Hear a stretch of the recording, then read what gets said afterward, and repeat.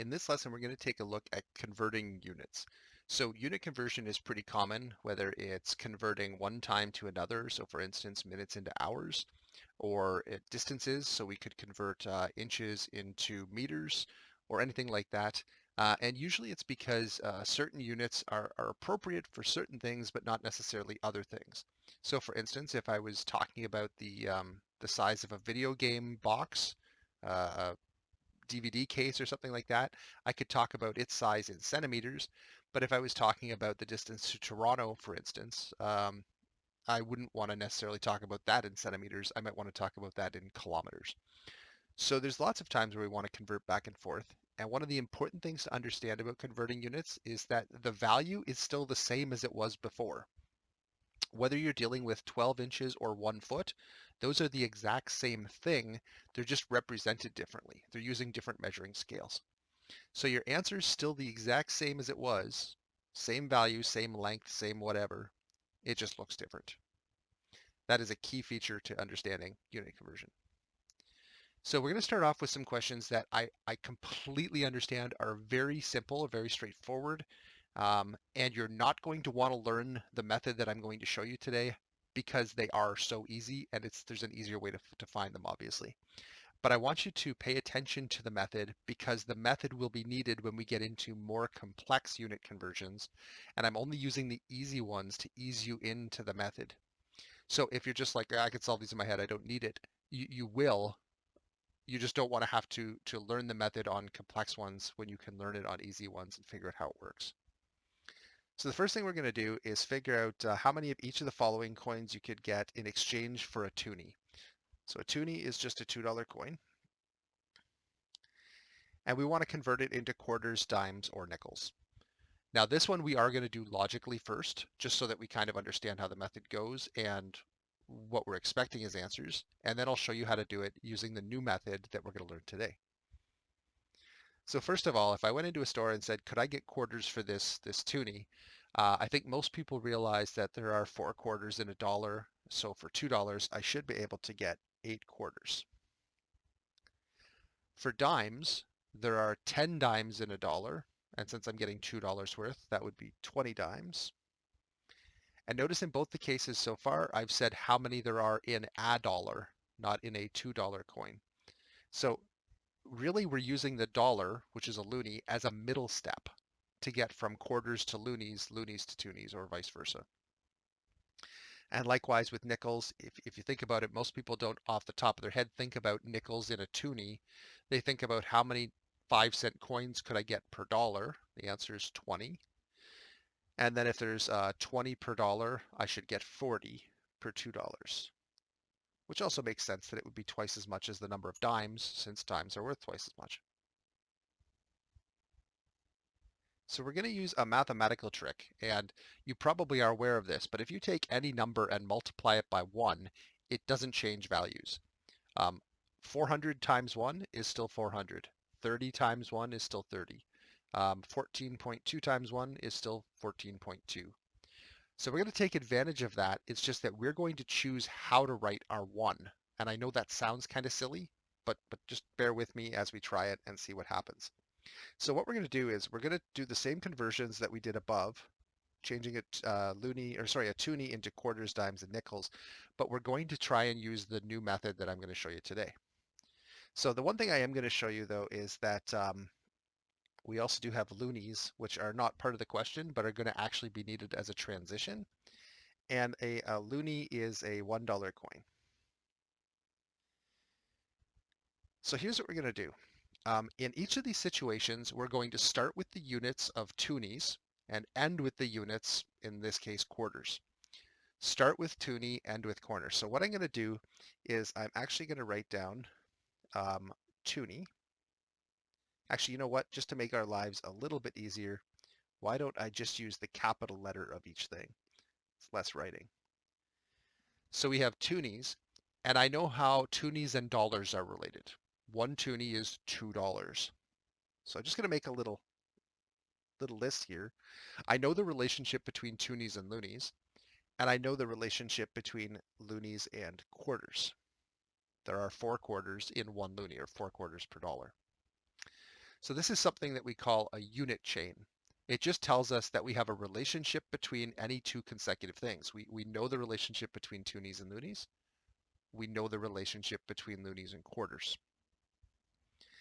So because I'm starting with a toonie, I'm going to start just by writing t, and then I'm going to multiply it by 1. However, I get to choose what the 1 looks like, and I'm going to make it a fraction. And a fraction will be equal to 1 as long as the top and bottoms are equal. So for instance, 5 over 5 is equal to 1, or 23 over 23 is equal to 1. Well, what I'm going to do, and I'll focus more on why I'm choosing to put things where they are in the next parts B and C.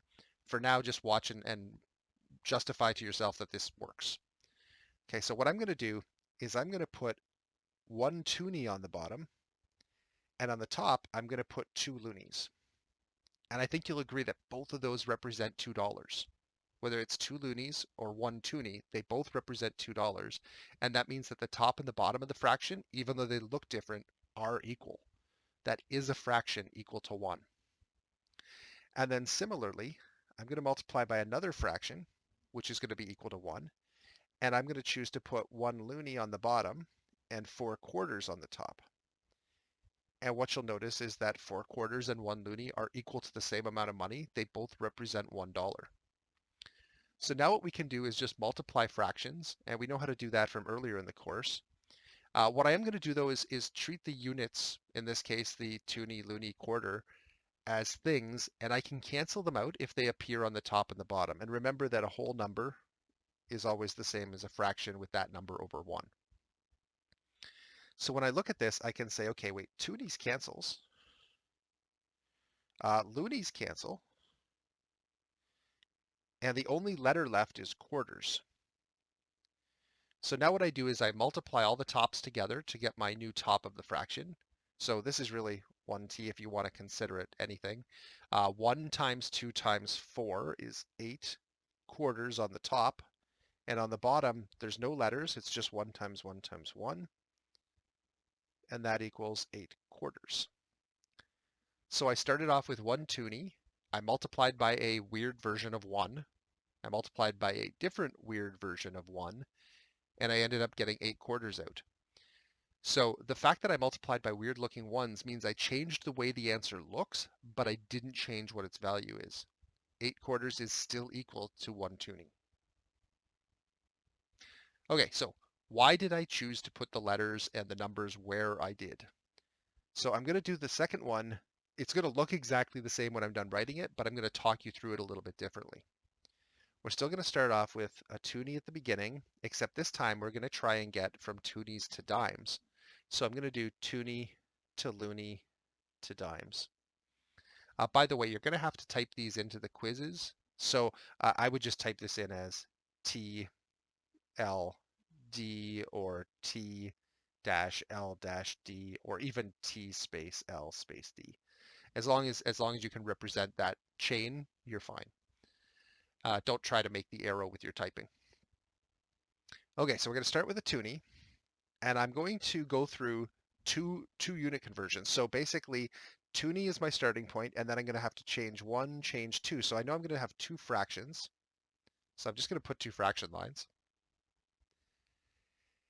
And I want you to notice that in the unit chain, I have TLD. Well, that's the letters I'm going to put on the top, TLD. And on the bottom, I'm going to shift over 1 and put TL, and I'm not going to have a D on the bottom. And that's very important because I want my answer to be in dimes. I want the D to stick around. I want the T's to cancel. I want the L's to cancel. I want the D to stay. So the top units are just my unit chain, TLD, and the bottom ones are shifted over 1, TL, and then everything except for the last one. There's no D in this one. So then I just look at each of those fractions and say, the first fraction is L over T. What's the relationship between loonies and toonies? And off the top of my head, I know that 2 loonies equals 1 toonie. And then similarly, for my next fraction, I know that the relationship between dimes and loonies is that there are 10 dimes in 1 loonie. So the unit chain tells me where to put the letters, and the numbers are dependent on which letters I'm dealing with in each fraction. And for part C, we'll try and do it a little faster just so you can kind of see how it works practically. From here, T's cancel, L's cancel. And what I'm left with on the top is 1 times 2 times 10d is 20d. And on the bottom is 1 times 1, which is just 1. And I'm not even going to bother writing it this time because division by 1 doesn't do anything. So I started off with 2d, and I ended up with 20 dimes. There's my equivalency. All right, one more time with nickels. This one I'm going to do a little bit faster, and this is the way that kind of your brain process should be working when you're doing these once you understand how the method works. So we're going to go toonies to loonies to nickels. And by the way, your unit chain, it's possible for any single question to have multiple different unit chains. As long as you know a relationship between any two of them in a row, you're fine. So we could have gone from toonies to cents to nickels. Like, not that we really use pennies anymore, but because we know there are 200 cents in a toonie and 5 cents in a nickel, we could have gone toonie, cent, nickel. But we did it this way. Okay, so again, toonie, 2 more letters, so 2 fractions. Top letters are going to be TLN in this case. Bottom's going to be TL. And then for the first fraction, I have L and T, and I know there are 2 loonies in 1 toonie. And the second one, I know that there are 20 nickels in a dollar, so 20 nickels in 1 loonie. Cancel T, cancel L. And on the top, I have 2 times 20 is 40N. And on the bottom, I have 1 times 1, which doesn't do anything.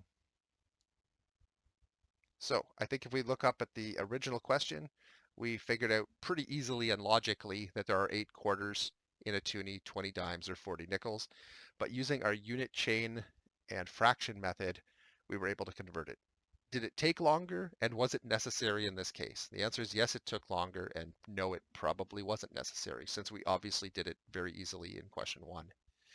The important part is that we learn how this works so that when you get into more complex unit conversions, because we can do unit chains that are 15 units long, like very long units, which to keep track of in your head is extremely difficult. I can't do it. I've got a degree in mathematics. I have a hard time keeping track of that stuff. Whereas this method actually works pretty nicely. So let's do it for another one. In this case, let's try to convert a time. So what we're going to do is convert 4 days into seconds. So the important part is we always have to make note of what it is we're starting with and what it is we're trying to find. So 4 days is our starting point. We know that because it tells us 4 days.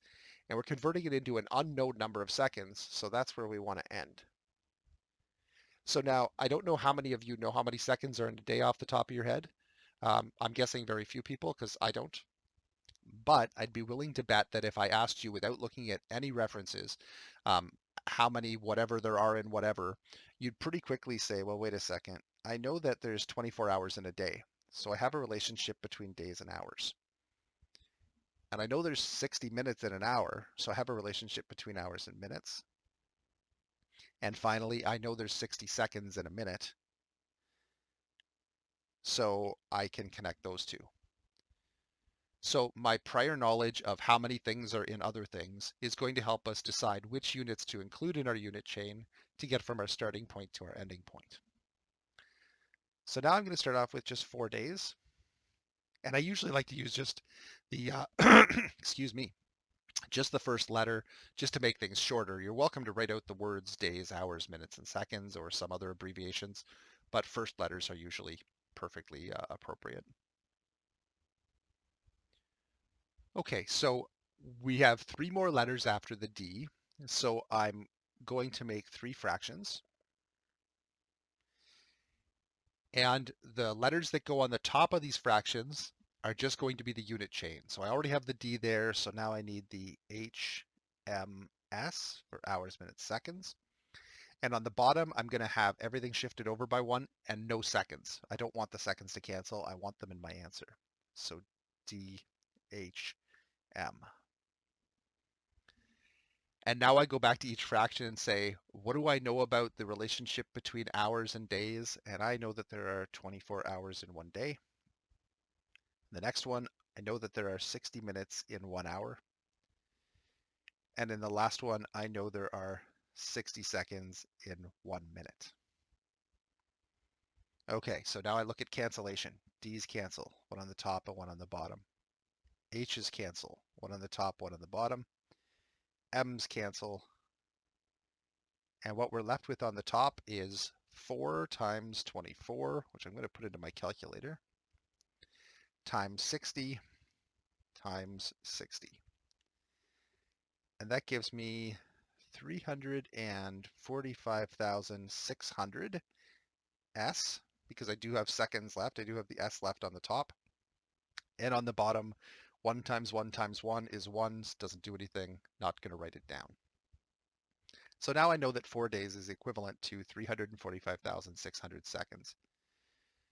I do want to point out that a whole bunch of people at this point are saying, wait a second, unit conversion, you just multiply all the numbers together. And that just happens to be true for the ones we've done so far because the bottom numbers have been ones. But that's not always going to be the case. It depends on what unit relationships we know. And sometimes there will be a number on the bottom and a 1 on the top, or sometimes both of them will be numbers. We can also have decimals, fractions, anything as those values. So this whole multiplication thing only seems to work, but it won't in every question by any means. So let's just keep trying a few more. Now, before we do these, a lot of these are going to have units that you're probably not familiar with. So what we're going to do is I'm going to post a equivalent units handout that you can take a look at. It's actually looks like this. This is in fact it, except for the fact that, well, this is digital. But if you take a look at it, it gives a whole bunch of equivalent distances, areas, volumes, masses, times, etc. I put a few big ones on there because I use this same handout in several classes, including my my Earth and Space class, which does astronomy. So they use things like astronomical units, light years, and parsecs. We probably won't have to worry about those, but we can use a lot of them here. And I'll just use distance as an example. On the left-hand side, I have equivalent units for different metric units. So things like anything related with meters, anything that has meters in it. At the right side, I have imperial, which is the old measuring system. It's usually what the US still uses. It's like inches, feet, yards, miles. And then in the middle, I have relationships between metric and imperial. So for instance, there's 1 inch in, 1 inch is equivalent to 2.54 centimeters and 3.28 feet in 1 meter, etc. So if we're not sure what the relationship is between two things, if we know it off the top of our head, that's great. I mean, I'm assuming a lot of people know that there are 10 millimeters in a centimeter. So you probably don't have to look that one up. But if you're not sure how many inches or how many centimeters are in an inch, you can look that up on this sheet. Okay, so going back over, how many centimeters are there in 6 miles? So what we're going to do here is try to set up a unit chain. We have to first of all, make note of which one we're starting with and which one we're trying to find. We're told there's 6 miles. We're asked how many centimeters. So we're going to start with miles. And we're going to end with centimeters. Now, if off the top of your head you happen to know how many centimeters are in a mile, fantastic, but I don't. So what I'm going to do is go over to my equivalent units and see if I can get miles to centimeters. Not directly necessarily, but through a chain. Okay, so we're in distances, it's imperial, so I'm going to look for miles. Because we know our answer is going to be in centimeters, we know we're going to have to get to metric at some point. So we can convert a few things over here and then go over to metric, or we can convert directly to metric and then try to get to centimeters. So what I mean by that is let's just find one unit chain and see what happens. So I can go from miles to, well, here's another equivalent, miles to kilometers. So I'm going to write miles to kilometers here as my next unit, miles to kilometers. And now I've got to get from kilometers to centimeters. I can use this to get from kilometers to meters. And then I can use this one up here to get from meters to centimeters. All right, so our unit chain looks like that. miles to kilometers to meters to centimeters. Now we are going to solve it that way, but I want to show you that that's not the only way we could have done it. So I could have gone from miles to yards, yards to feet, feet to meters, and meters to centimeters. So there's another possible unit chain I could have made. And sometimes what will happen is one unit chain is a little bit shorter, which case, fantastic. If you notice that one, use it. Sometimes they'll be the same regardless. And honestly, it doesn't matter which one you use. You should get the same answer with maybe a little bit of rounding error because not all of these are precisely exact. But you might get a little bit of rounding error. But other than that, you'll get the right answer regardless of which unit chain you use. Usually try to pick one that's shorter or the first one that you see. Okay, so going back over here, we have our unit chain. We're going to start off with 6 miles. Now, I am writing out the word miles here only because we have meters as well, and I don't want to get them confused. So here, using our first letter of each word is a little bit wonky. And I'm going to go through 3 more units. So I'm going to make 3 fractions. And my 3 fractions on the top are going to have miles, which I already have, kilometers, meters, centimeters. And on the bottom, I'm going to have miles, kilometers, meters, and no centimeters. I'm not going to have centimeters because that's what I want my answer to be in, so I don't want it to disappear. So now I go back and say the first fraction, kilometers to miles, what's the relationship between kilometers and miles? In case you forget, let's go back over the sheet. And it says that 1 mile is 1.6 kilometers. Okay, so 1 mile is 1.6 kilometers. Top and bottom are the same distances, even though they're measured in different units. And then I know the relationship between meters and kilometers is 1,000 meters per 1 kilometer. And I know that there are 100 centimeters in 1 meter. Miles cancel, kilometers cancel, meters cancel. And what I'm left with on the top is 6 times 1.6 times 1,000 times 100. And so my answer coming out is 960,000 centimeters. So I started with 6 miles. I multiplied by a funny looking 1 3 times. So my answer is still equal to 6 miles, but now it's represented as centimeters. So 6 miles is the exact same thing as 9,000 or 960,000 centimeters. So almost a million centimeters. All right, let's see if we can go through the next couple just a little wee bit faster now that you're kind of getting how this works. So question 5, Tom weighs 135 kilograms. How many pounds does he weigh? So if you know the relationship between pounds and kilograms off the top of your head, fantastic. If you don't, refer to the sheet over here. And we'll scroll down till we find masses. And right here, we have the relationship between kilograms and pounds. 1 kilogram is 2.2 pounds. So this is a very short unit chain. We're going directly from kilograms to pounds. So I'm just going to write down kilograms to pounds. And again, it's always from the known value to the unknown value, how many pounds. And then we just start off with 135 kilograms times. The next unit would be pounds, so that's going to be on the top. And on the bottom, kilograms. And then we, again, remember that our units, or our conversion factor says that there are 2.2 pounds in 1 kilogram. Kilograms cancel. The bottom is just 1, so we don't have to worry about it at all. The top is 135 times 2.2 is 297 pounds.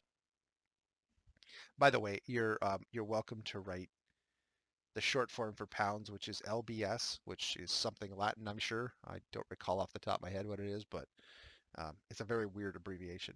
Or just write the word pounds. Either way, we're happy. All right, question 6. A can of pop is 355 milliliters. How many gallons is this one? So again, probably don't know that off the top of my head, those relationships, but I do know that I'm going to start with milliliters because that's our known value. And how many gallons means we're trying to get to gallons. So let's go back to our unit equivalency sheet, and these are volumes. So our goal here is to get from milliliters to gallons, ideally as quickly as possible. And I think if I look over here, I can get milliliters to liters, and then right here, I can get liters to gallons. So milliliters to liters, liters to gallons. So I've written that there. Now, is that the only chain we could have made? Let's go back here for a second. I guess I could have gone from milliliters to liters, or better yet, I could have gone from milliliters to cups, cups to pints, pints to gallons. So there's another one. Milliliters to cups, to pints, to gallons. So it looks like this. Now that one in this case happens to be 4 things in a unit chain instead of 3, so I think it's going to take a little bit longer. Should give us the same answer in the long run, but if we have our option, choose a shorter route. So we start off with 355 milliliters. We've got 2 more units, liters and gallons, so liters and gallons. And then on the bottom, milliliters, liters, no gallons. Our equivalency sheet said that there are 1,000 milliliters in 1 liter. Oh, okay, so here we have a number on the bottom instead of on the top. So it's not going to work to just multiply them together. And then the relationship between liters and gallons. Our sheet said that 1 gallon was equal to 3.8 liters. So now we do the same thing we did before. Milliliters cancels top and bottom. Liters cancels top and bottom. And on the top, what we're left with is 355 times 1 times 1 gallon, which is 355 gallons. And on the bottom is 1,000 times 3.8, which is 3,800. So now the final step I have to do is actually just do that division. 355 divided by 3,800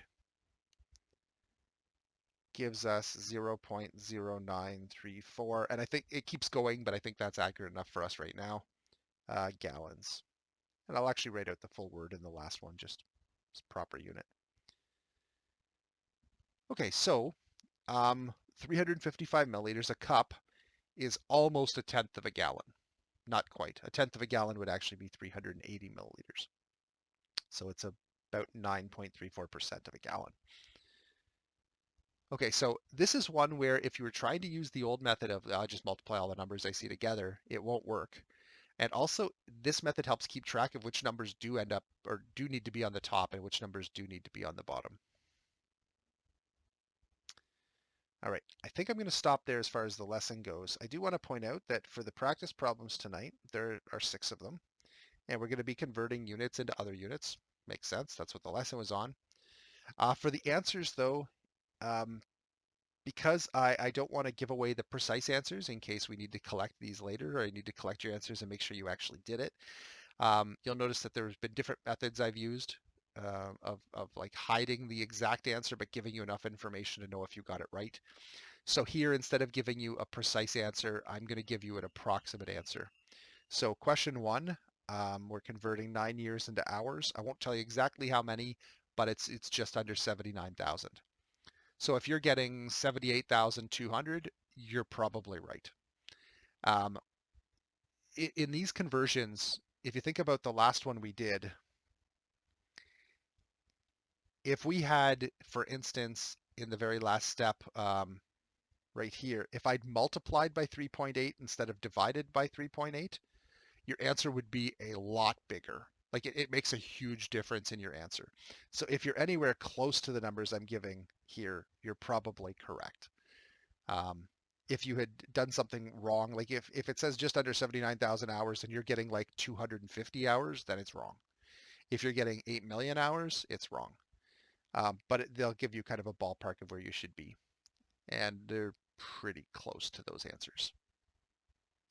Okay, if you do have any problems with these, let me know. I'm happy to help. Otherwise, good luck.